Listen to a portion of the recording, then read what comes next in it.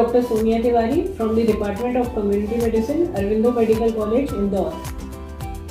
Today we will cover chapter number 1 of Community Medicine from the textbook of Park, that is Man and Medicine Towards Health for All. A few short notes are asked from this chapter, and in this chapter simultaneously we will come to know about the history of community medicine. So here, without any delay, we start the chapter.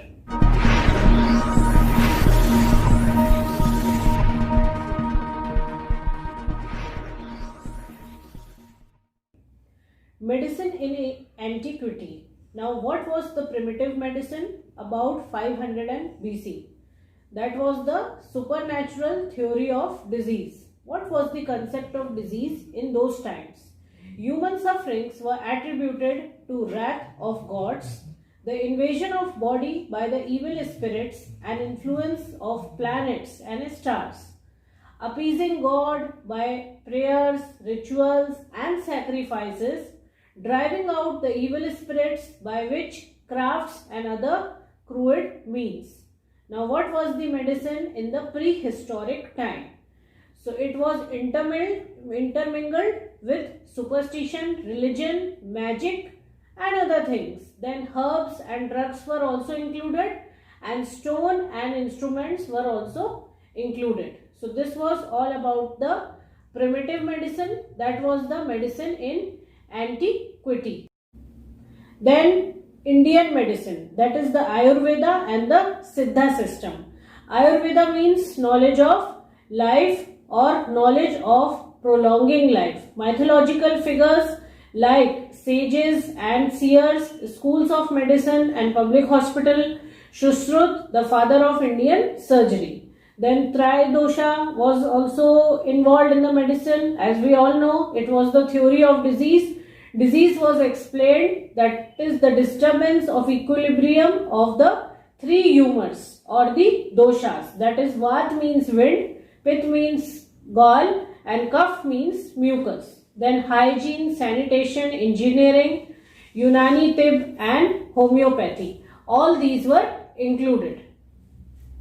Then Egyptian medicine in 2000 BC. It was the oldest civilization. The art of medicine was mingled with the religion. Physicians, co-equals of the priest. Picture writing and papyrus recording. A specialization was there. Prescriptions about 800 based on 700 drugs. Planned cities, inoculation against smallpox. So this was about the Egyptian medicine. What are the important points? In each slide, we are only covering those things. Then we come to the Mesopotamian medicine. It was the cradle of civilization. The basic concept of medicine were religious, practiced by the herb doctors, knife doctors, and spell doctors. Then magic, necromancy, demonology, and geomancy. All these were included in the Mesopotamian medicine. Then coming to the another term, that is the code of Hammurabi. Hammurabi, he was a great king of Babylon, formulated set of drastic laws for conduct of the physicians, and the oldest medical prescription comes from here. Then Chinese medicine, it came about 2700 BC. It was the first organized body of medical knowledge. Then coming to another concept, that is Yang and Yin, two principles. Yang, active masculine principle, Yin, negative feminine principle. The balance of these two opposing forces meant good health.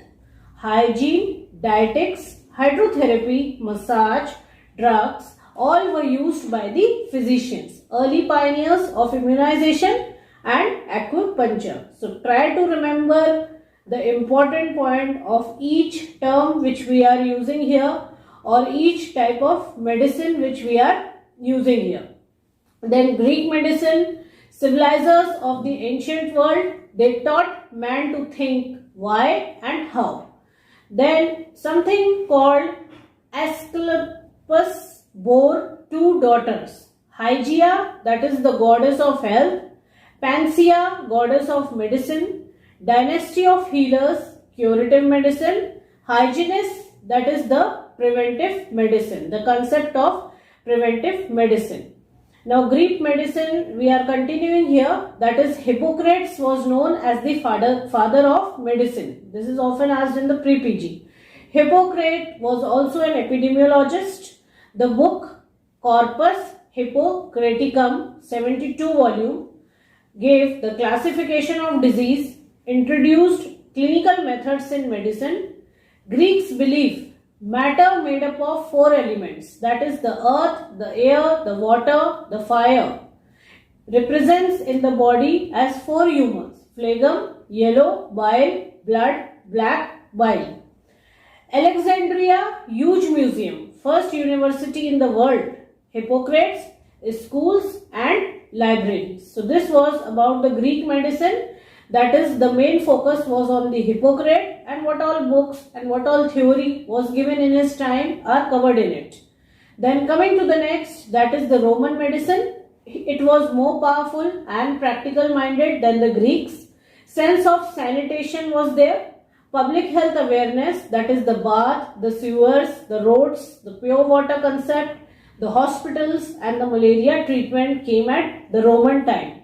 Then Galen, a medical dictator, specialty in anatomy and physiology, standard textbook of medicine for 14 centuries. Disease was due to, they gave the concept, the Roman medicine gave the concept that disease was due to predisposing, exciting and environmental factors. This was the concept which was given by the Roman medicine, right? So, the sanitation के बारे में भी इन्होंने बताया, और जो concept दिया disease का, that was also by the medicine.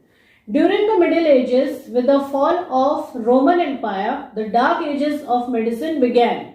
Europe was ravaged by the disease and pestilence like plague, smallpox, leprosy, tuberculosis. Practice of medicine was reverted back to primitive medicine dominated by superstition.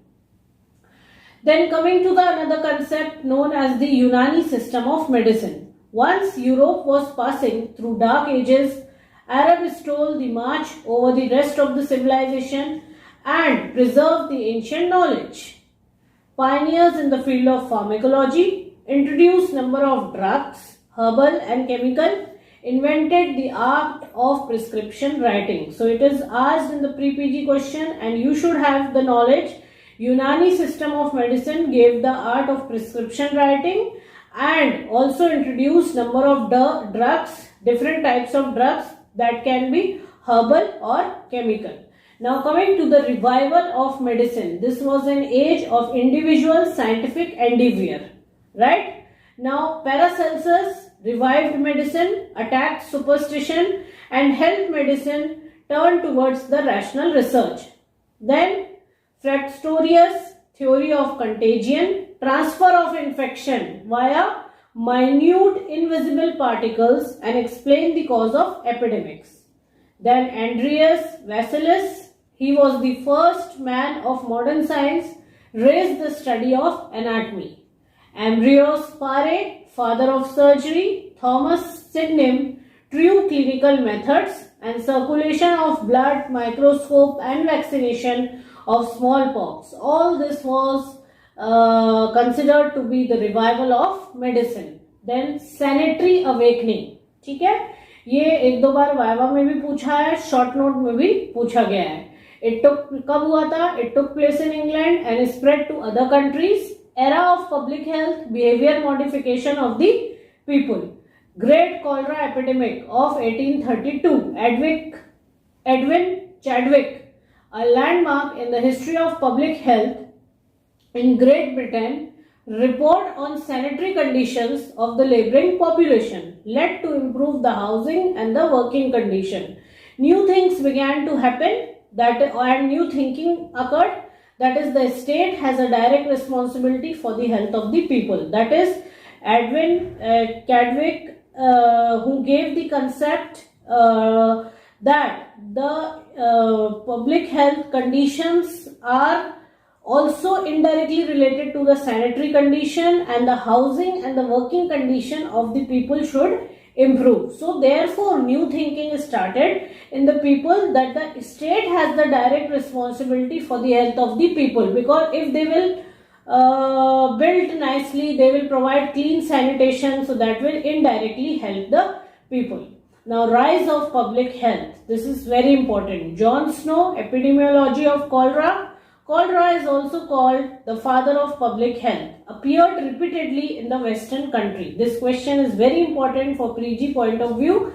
John Snow, epidemiology of cholera, and cholera is called the public health, father of public health. We know in the London street, he found the common source of drinking water, right, with the help of spot map, and that how before the occurrence of bacteriology, the concept that dirty water causes a disease called cholera came before the bacteriology was discovered, okay, with the help of spot map. This we will cover later on in epidemiology. Then William Burt discovered typhoid fever caused polluted drinking water and not by miasma and sewer gas. Then John Simon, he was the first medical officer in London responsible for sanitary reforms, built up a system of public health. This early phase of public health is often called the disease control phase. When the John Snow Simon came, and he was the first medical officer, and he was responsible for the sanitary thing. So the awakening of public health, that phase had already started. Then the germ theory of disease. Louis Pasteur, he was a French bacteriologist.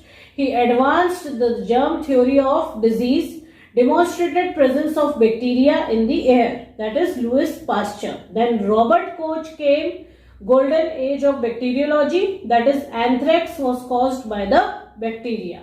Microbes were discovered, example gonococcus, typhoid bacillus, cholera vibrio, diphtheria bacillus. Medicine finally shed the rag of dogma and superstition and put on the robes of scientific knowledge. So germ theory of disease. Now this is important, that is the birth of preventive medicine. James Lind, the prevention of scurvy, we know when he was going in the ship, advocated the use of fresh vegetables and fruits, especially citrus fruits, right, to prevent scurvy. Edward Jenner, vaccination against the smallpox.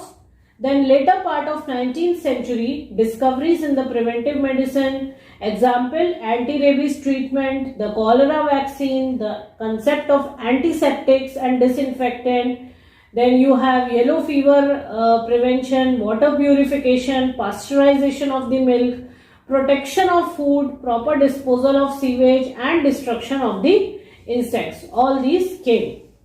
Then coming to modern medicine, that is the multifactorial causation, concept and risk factors evaluation. Curative medicine, middle of 20th century, revolution in the allopathic medicine, introduction of antibacterial and antibiotic agents, specialties and subspecialties were also emerging. Then coming to preventive medicine, early trumps of preventive medicine was in the field of vaccines, anti-sida, quarantine, nutrition, synthetic insecticides for the control of vector-borne diseases. Then discovery of sulfa drugs, anti-malarials, antibiotics, anti-tubercular and anti-leprosy drugs. Then the concept of disease eradication, screening of disease and risk factors, population explosion, etc. also came. Then coming to social medicine, Newman and Virchow gave medicine is a social science, gave the concept that medicine is a social science. Alfred Grosjean revived the concept of social medicine and stressed the importance of it in the etiology of disease, which he called social pathology, as we have already covered it in the social science chapter. Professor Crewe, social medicine stands on two pillars, medicine and sociology. These developments represent a forceful bid for the expanding concept of medicine. However, social medicine was criticized because it was virtually isolated from the service world and confined to academic study of health services and chronic disease. Now, this is the most important part. Often, short note is very often asked, and in the Viva also it is asked. What were the changing concepts in the public health? So, they were divided into 4 phases. The first was disease control phase from 1880 to 1920, health promotion phase from 1920 to 1960, social engineering phase from 1960 to 1980, and health for all phase from 1981 to 2000 BC. Okay, try to remember these: disease control phase, health promotion phase, social engineering phase, and health for all phase. Now we'll see few points what all happened in the 4 phases. First phase, that is the disease control phase from 1880 to 1920. What happened? The public health was largely a matter of sanitary legislation and sanitary reforms aimed at the control of man's physical environment. These measures were not aimed at the control for any specific disease. However, vastly improved the health of the people due to the disease and the death control. Right? So this was the first phase. Then the second phase, that is the health promotional phase from 1920 to 1960. Health promotion was initiated as the personal health services such as MCS services in this phase, school health services, industrial health services, mental health and rehabilitation services. So all these kind of services came in the second phase. Winslow often defined the public health: since the state has assumed the direct responsibility of individual health, 2 great movements were initiated. First was the provision of basic health services and second was the community development program. ठीक है, पहले में तो sanitary awakening और वो सब बताएंगे हम. फिर सेकेंड फेज जो आया उसमें बेसिक हेल्थ सर्विसेज पे ध्यान दिया जा रहा था and development of the community programme. Social science phase or social engineering phase from 1960 to 1980. That was the third phase. As we have already talked that sociology and disease, right, they are all interconnected. So many of the acute illness problems have been brought under control. New health problem in the form of chronic disease began to emerge like cancers, hypertension, alcoholism, diabetes and drug addiction. New concept of risk factor as determinants of these disease came into existence. Social and behavioral aspects of disease and health were given a priority. So that is, you can see a number of diseases that is which were associated with risk factor and social factors came into existence in the social engineering phase. Then the last phase was health for all, that is from 1981 to 2000. The global new awakening that the health gap between the rich and the poor within the countries and between countries should be narrowed and ultimately eliminated. In 1981, the members of WHO pledged themselves to an ambitious target, that is health for all by the year 2000, that is attainment of level of health to permit people to lead a socially and economically productive life, as we all know that. Then medicine revolution, we have the state of art, the failure of medicine, social control of medicine, family and community medicine. We will see one by one the important points of each. State of the art, the medicine has acquired capabilities to modify and control the activities of men by direct interventions into and manipulation of bodies and minds via genetic counseling, genetic engineering, prenatal diagnosis of gender, prospect of cloning, organ transplantation, etc. Then failure of medicine. Modern medicine has a threat to health. Technology seems to be the leading health system in the wrong direction for the many and towards expensive treatment for a few. Then coming to the third point, that is social control of medicine. As the cost of medicine advanced, 2 kinds of medical care came into existence.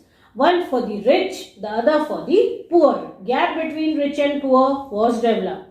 So to bridge it, charitable and voluntary organizations were established. Socialization of medicine was the solution. What was required was the community participation, which is envisaged by the WHO and UNICEF. Now coming to the next, that is the family and community medicine. Dr. Francis Peabody, rapid return of general physician, family physician who would give comprehensive and personalized care. The emergence of family and community medicine represents a counterforce to the direction which medical science has taken during the past 20 years. These two specialists overlap and strengthen each other.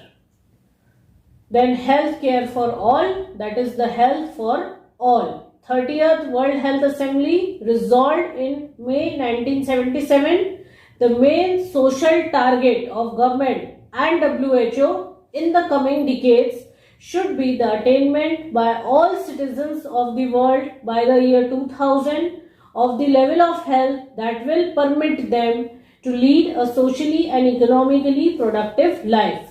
This culminated in the international objective of health for all by the year 2000. The goal has two perspectives. Number one, the attainment by people, the highest level of health, removal of obstacles of the health, and health for all has been described as a revolutionary concept and a historic movement. Then primary health care. We have already covered it. WHO UNICEF Joint International Conference was held in 1978 in the Alma Ata, USSR. The government of 134 countries and many voluntary agencies called for a revolutionary approach to the healthcare. Acceptance of the WHO goal for the health for all by 2000 AD and proclaimed primary healthcare as a way to achieve health for all. Right? Primary healthcare is a new approach to healthcare which integrates at the community level all the factors required for improving the health status of the population. It has 8 elements described as essential health care. We all know it is the essential health care made universally accessible and acceptable to them through their full participation and at the cost the country and community can afford. 8 elements, 4 principles. Primary health care. Then MDGs came in September 2000. Representatives from 189 countries met at the Millennium Summit in New York to adopt the United Nations Millennium Declaration. Specific commitments in 7 areas. The roadmap established goals and targets to be reached by the year 2015 in each of the 7 areas. The goals in the area of development and poverty eradication are now referred to as Millennium Development Goals. 8 goals, 18 targets and 48 indicators. As we have already discussed, and sooner or later in the subsequent chapter also we will do the detail of this MDGs. Like first is the removal of poverty and hunger, then universal primary education, then your third one will be gender equality, fourth will be to reduce child mortality, fifth will be for your MCH care, sixth will be to combat malaria, HIV, AIDS and many diseases. Okay? 7 environmental sustainability, and 8th will be to develop a global partnership. Right? So in the subsequent chapter of MDG and SDG we will cover these. The most important part of this chapter is that you have to know different kinds of medicine, that is the Egyptian medicine, the Chinese medicine, the Roman medicine, what was the main point of each medicine, then what was the 4 phases in the rise of public health, that is the most important question, and what was preventive medicine, what was curative medicine. So that's all for this chapter. Many things are there to mug up in this chapter, so I was also a little faster, but if you have any query you can always ask me. Thank you, have a nice day, and before stopping this video please don't forget to solve the MCQs and check their answers.